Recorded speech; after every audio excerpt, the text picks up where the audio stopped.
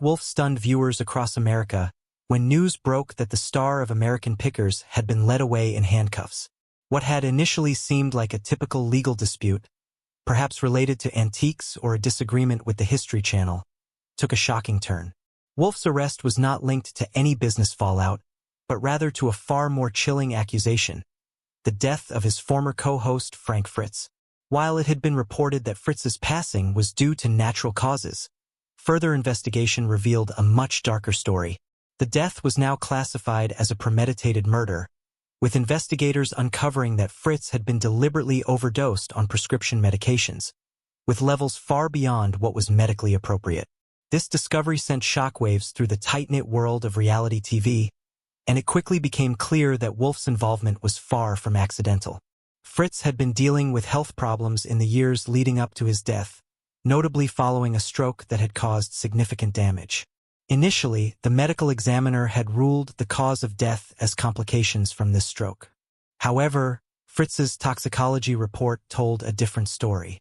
Dangerous levels of prescription drugs were detected in his system, medications that were meant to help him recover, not to kill him. This startling revelation prompted authorities to revisit the circumstances of his death and consider whether foul play was involved.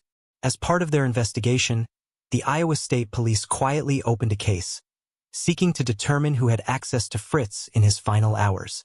The answer was more sinister than anyone could have imagined. Security footage from Fritz's neighborhood revealed that Wolfe had arrived at his home late one night, just hours before emergency services were called. The timeline was telling. Wolfe had been the one to dial 911, claiming that he had stopped by to check on Frits, only to find him unresponsive. By the time paramedics arrived, Frits was already beyond saving. Though initial reports suggested the cause of death was linked to his stroke, the toxicology report contradicted this theory, showing lethal levels of medication. What made this case even more suspicious was Wolfe's actions immediately after Fritz's death. Instead of grieving, Wolfe seemed strangely focused on his business dealings. Within 48 hours, he had already reached out to Fritz's attorneys about acquiring rights to his image and name, intending to use them for future American Pickers merchandise. This was not the behavior of a grieving friend, but rather someone eager to seize control over Fritz's legacy. As the investigation continued, more damning evidence came to light. Wolfe's residence and office were searched, and authorities discovered a hidden safe filled with unlabeled prescription bottles, some of which contained the same medications found in Fritz's system. Even more chilling was the discovery of a journal in Wolfe's personal belongings. The journal contained detailed entries about his growing resentment toward Frits. Some of these entries were dated as far back as years before Fritz's death, but it was the more recent entries that raised the most alarm. One entry, written just weeks before Fritz's passing, detailed Wolfe's anger at the idea that Frits might come back to reclaim his place in the spotlight. Wolfe's words revealed a deep-seated bitterness and a desire for control, which would soon turn fatal. The trial that followed was a media frenzy, as the prosecution presented its case against Wolfe.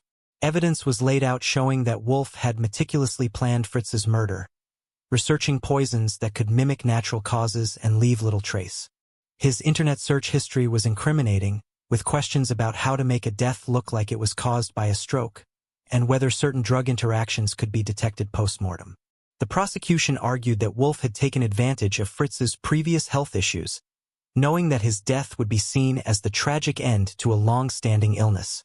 Former crew members from American Pickers testified about the deteriorating relationship between the two stars, painting a picture of a once-close partnership that had soured over time. It was clear that Wolfe had grown increasingly controlling and resentful, particularly as Fritz's health declined. Perhaps the most emotional testimony came from Danielle Colby, a longtime crew member of American Pickers, who broke down on the stand as she recounted her observations of Wolfe's behavior. Colby described confronting Wolfe about his strained relationship with Frits and his apparent obsession with becoming the sole face of the show. She shared disturbing details about finding notes in Wolfe's office about Fritz's medication schedule, and when she questioned him about it, he became defensive and angry, claiming that he was only concerned about Fritz's well-being. Yet, the evidence painted a much darker picture. Wolfe's defense team attempted to paint the relationship between him and Frits as one of misunderstood friendship, claiming that Wolfe had tried to reconcile with Frits before his death. They brought in network executives who testified that Wolfe had publicly expressed support for Fritz's recovery. However, the defense's case was severely undermined by the testimony of Fritz's personal physician, who revealed that Frits had been optimistic about his recovery and had even been planning to launch his own antique business. The doctor confirmed that he had never prescribed the high doses of medication found in Fritz's system. This key testimony proved that Wolfe's version of events was not consistent with the reality of Fritz's health. The trial reached a breaking point when Wolfe, who had remained calm and composed throughout most of the proceedings, suddenly snapped during cross-examination. When asked directly if he had given Frits the medications, Wolfe erupted, accusing the prosecutor of not understanding the pressures he had faced in building American Pickers from the ground up. His outburst was telling. It revealed the deep resentment he still harbored toward Frits, years after their professional split. This moment, though brief, would prove pivotal in the jury's deliberations. It highlighted Wolfe's emotional state and provided further evidence of his motive for murder. Forensic accountants testified that Wolfe had made suspicious changes to his business structure in the months leading up to Fritz's death. These changes included restructuring his companies to absorb Fritz's intellectual property in the event of his incapacitation or death. Additionally, it was revealed that Wolfe had taken out a $5 million life insurance policy on Frits, making his company the beneficiary. Prosecutors also uncovered that Wolfe had established several shell companies to which valuable antiques had been transferred, totaling over $2 million in assets. These financial moves were seen as clear signs that Wolfe had been planning for Fritz's death, calculating how he could capitalize on it. After just 4 hours of deliberation, the jury returned with a guilty verdict, and Wolfe was sentenced to life in prison without the possibility of parole. But the courtroom drama didn't end there. As the judge announced the sentence, Wolfe's composure finally shattered. He jumped up, screaming that Frits was going to destroy his legacy and ruin everything he had worked for. In a fit of rage, Wolfe lunged toward Fritz's family, knocking over legal pads and sending glasses of water flying across the courtroom. The chaos escalated as Wolfe grabbed an antique walking stick that had been entered as evidence and began swinging it like a weapon. His violent outburst caused panic in the courtroom, with people rushing for the exits as Wolfe fought with bailiffs who attempted to restrain him.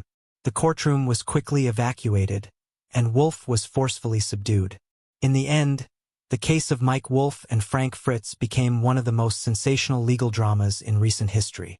It revealed the extent to which ambition, jealousy, and greed can twist relationships and lead to catastrophic consequences.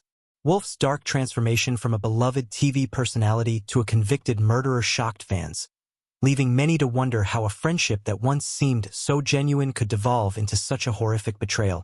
The courtroom erupted in chaos as Mike Wolfe, a once-beloved figure in the world of reality television, screamed about betrayal while officers struggled to restrain him. His outburst was not only a cry of frustration but a terrifying display of raw emotion.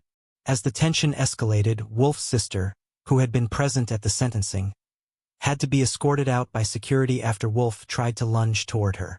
His voice boomed across the courtroom, shouting, "I deserved everything. It was my show." These words echoed with a disturbing sense of entitlement and defiance, a glimpse into the man's psyche as his life unraveled before the eyes of the public. Amidst the chaos, the most shocking moment came when Wolfe locked eyes with Danielle Colby, one of his former colleagues, and in a strained voice, shouted, "Tell them the truth. Tell them what Frank was really like." The courtroom fell into a tense silence as Colby turned away, visibly distressed, while other crew members of the American Pickers show broke down in tears.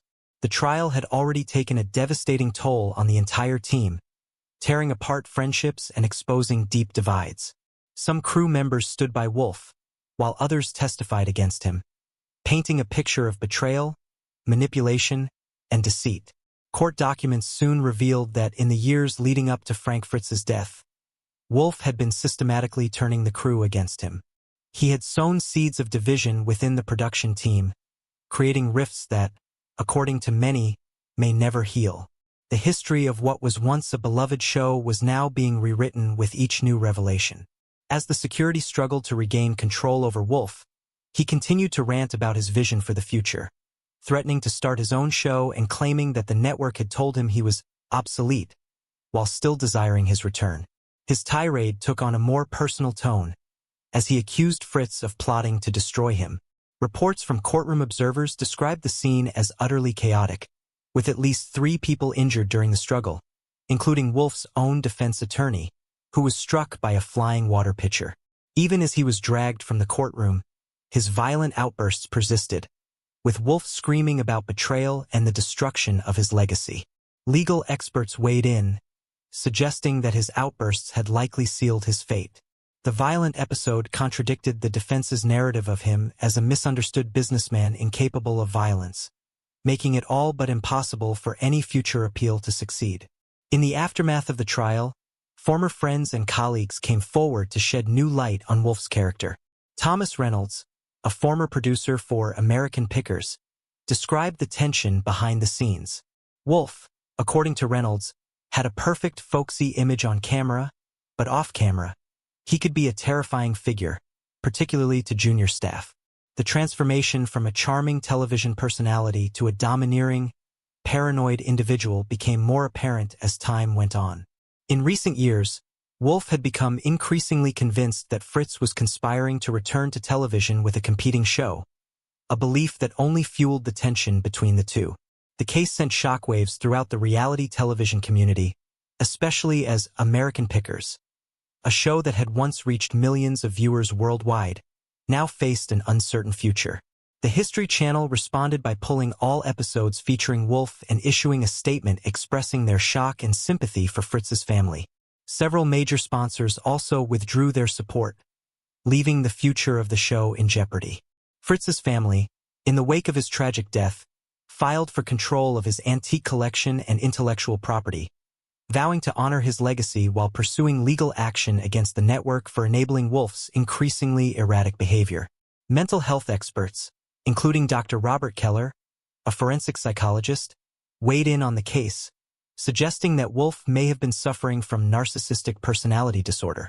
This condition, Keller explained, could help explain the stark contrast between his public persona and his private behavior. Individuals with narcissistic traits can often appear charming and composed while harboring intense resentment and plotting revenge against those they believe have wronged them.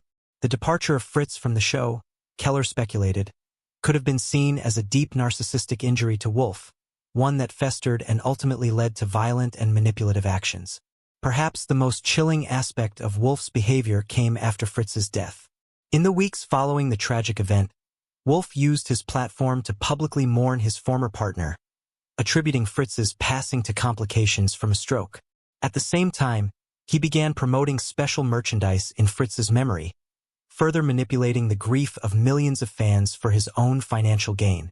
Prosecutor Sarah Donovan, in her closing arguments, described this as not just murder, but a calculated deception of millions of trusting viewers who mourned alongside a man who had killed his former partner and was using their grief to enrich himself.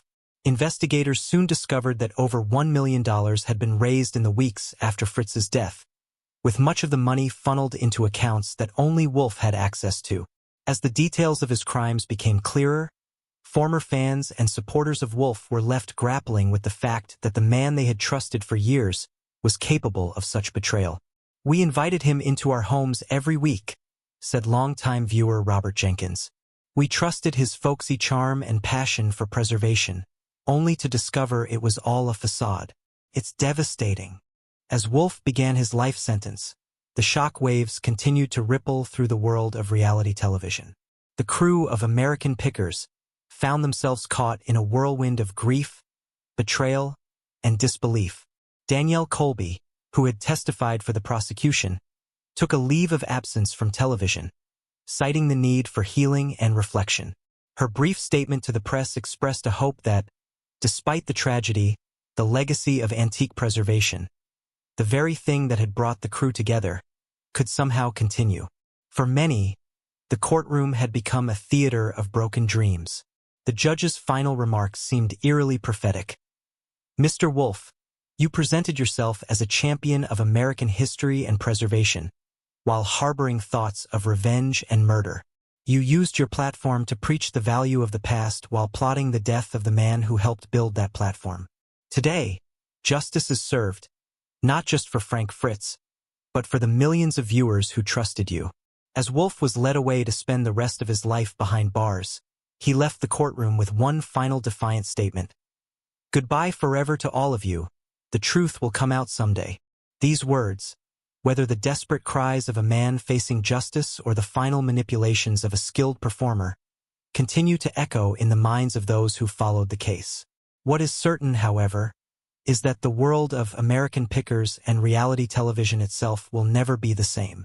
The legacy of a show that once celebrated the preservation of Americana has now been irrevocably tainted by murder, betrayal, and a courtroom outburst that revealed the darkness lurking behind one man's public image of folksy charm and passion for the past.